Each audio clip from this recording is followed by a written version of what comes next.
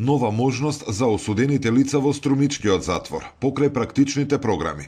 Сега им се отвара и пат кон формално образование. Установата започна проект кој им овозможува на осудените лица да го дооформат своето средно образование.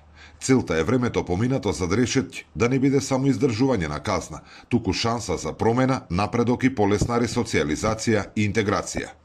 За време на престојот во затвор, програмата е целосно бесплатна, а право да посетуваат часови и да полагаат испити имаат сите заинтересирани осудени лица кои го немаат завршено средното образование. Покрај третманот за проценка на ризик, практичните обуки, работниот ангажман, воведуваме и образовен процес со единствена цел е кога ќе излезат осудените лица надвор од установата да се полесно интегрираат во општеството и впрочем целта на ресоциализацијата е таа да се намали и рецидивизмот во Република Македонија. Проектот се реализира во соработка со Државното средно училиште Никола Карев од Струмица, чиј стручен кадар ја изведува наставата и го обезбедува целиот образовен процес. Има можност да изберат некој од понудените профили. Тоа се случи по пат на класификација заедно со нашиот кариерен советник кој што го имаме во училиштето, беа тука, направија некои испитувања, тестирање и така натаму и се констатираше дека групата ученици се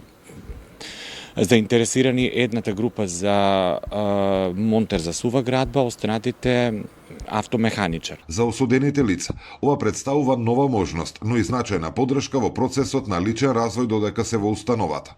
Очекувањата се дека стекнувањето диплома за средно образование ќе им овозможи полесен пристап до пазарот на труд.